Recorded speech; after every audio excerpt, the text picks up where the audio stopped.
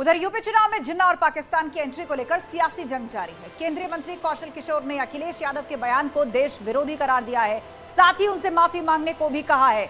तो अखिलेश यादव ने जो बयान दिया था पाकिस्तान को लेकर कि पाकिस्तान भारत का दुश्मन नंबर 1 नहीं है बल्कि चीन है, उस पर अब बीजेपी हमलावर हो गई है। केंद्रीय मंत्री कौशल किशोर ने अब अखिलेश यादव पर निशाना साधा है और देश विरोधी करार दिया है और कहा है कि अखिलेश माफी मांगे। सर, अखिलेश यादव ने जिस तरीके से बयान दिया है कि वो पाकिस्तान को भारत का दुश्मन नहीं मानते, इस पर संबित पात्रा ने कहा है कि ये जो बयान है ये दुखद है और चिंता का भी विषय है। इस विषय पर आप क्या कहेंगे अखिलेश यादव के इस पूरे बयान पर?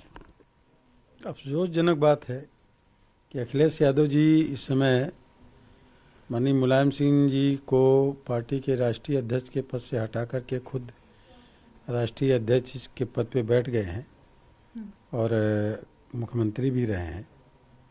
और इतने बड़े पदों पर रहने के बाद भी और वो अगर ये बयान देते हैं कि पाकिस्तान को वो अपना दुश्मन नहीं मानते, भारत का दुश्मन नहीं मानते हैं, तो पाकिस्तान में जहाँ आतंकवादियों के अड्डे बने हैं, जहाँ पर ट्रेनिंग होती है आतंकवादियों की, और वहाँ से वो आतंकवादी आकर के भारत पर हमला करते हैं, लोगों की जान लेते हैं।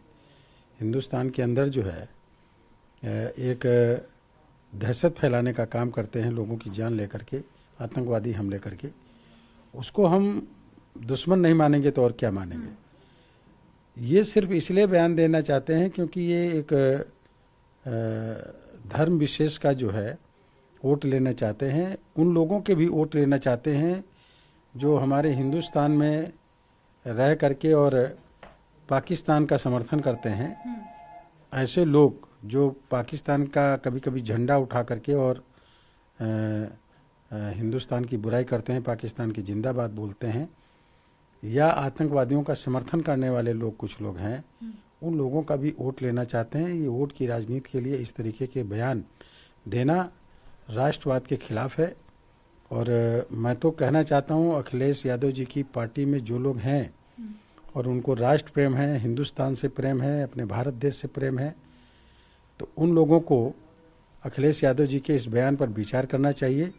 उनको या तो उनका साथ छोड़ देना चाहिए या आने वाले समय में राष्ट्रवाद को मजबूत करने के लिए, राष्ट्र को मजबूत करने के लिए जो भारतीय जनता पार्टी पूरी तरीके से काम कर रही है और पूरी दुनिया में हिंदुस्तान को नंबर 1 पे हर क्षेत्र में ले जाना चाहती है, उनके साथ खड़े होना चाहिए और बीजेपी को वोट देना चाहिए। उधर कांग्रेस छोड़कर समाजवादी पार्टी में शामिल हुए इमरान मसूद ने जिन्ना को लेकर बड़ा बयान दिया है। सहारनपुर में प्रत्याशी का नामांकन कराने कलेक्ट्रेट पहुंचे मसूद ने कहा कि मोहम्मद अली जिन्ना की मूर्ति समाजवादी पार्टी नहीं लगाएगी बल्कि बीजेपी लगाएगी, क्योंकि आजादी से पहले श्यामा प्रसाद के साथ मिलकर यह साबित कर दिया था कि जिन्ना के साथ कौन है। इमरान मसूद कांग्रेस छोड़कर अब समाजवादी पार्टी में जा चुके हैं और वह चुनाव नहीं लड़ रहे हैं, 7 विधानसभा जिताने का काम करेंगे। इमरान जी बताएंगे कि जो हम इंशाल्लाह 7 विधानसभा चुनाव जीतेंगे और उत्तर प्रदेश के अंदर प्रचंड बहुमत के साथ अखिलेश जी को मुख्यमंत्री बनाएंगे। भाजपा आरोप लगा रही है कि अगर समाजवादी सरकार आ जाएगी तो ये बुलडोजर चलाकर मंदिर गिराएंगे और जिन्ना की मूर्ति लगाएंगे, उस पर क्या? देखिए, समाजवादी की सरकार आएगी, समाजवादी हाईवे बनाएगी, समाजवादी की सरकार आएगी, समाजवादी कारखाने लगाएगी कि लोगों को रोजगार मिले। समाजवादी पार्टी की सरकार आएगी, समाजवादी पार्टी की सरकार ये जो आपने नफरत की खाई खोदी है, इस नफरत की खाई को पाटने का काम करेगी। समाजवादी पार्टी की सरकार आएगी तो किसान को दाम मिलेगा, समाजवादी पार्टी की सरकार आएगी तो बहनों को सुरक्षा मिलेगी। मूर्ति लगाएंगे आपकी आइडियोलॉजी के साथ उनका समर्थन था, हमारे साथ नहीं। मुस्लिम लीग के साथ आप लोगों ने सरकारें बनाई हैं। अपने आप इतिहास को कंगाल के देखिए, पता चलेगा कि श्यामा प्रसाद मुखर्जी जी बंगाल के अंदर AK फजलुल हक की सरकार के अंदर फाइनेंस मिनिस्टर थे, मुस्लिम लीग की सरकार के अंदर। सरहदी सूबे के अंदर आपने कांग्रेस की सरकार गिरा करके मुस्लिम लीग के साथ सरकार बनाई। सिंध प्रांत के अंदर आपने सरकार बनाई। 2 राष्ट्र की थ्योरी सबसे पहले आपने देने का काम किया। देश का विभाजन कराने वाले लोगों के साथ चलने वाले लोग देश के विभाजन का सबसे बड़ा जिम्मेदार जिन्ना की तारीफ करेंगे और जिन्ना की मूर्ति लगाएंगे। हमारा जिन्ना आदर्श नहीं है, ना जिन्ना को हम अपना मान सकते हैं। और इसी के साथ रुकेंगे एक ब्रेक।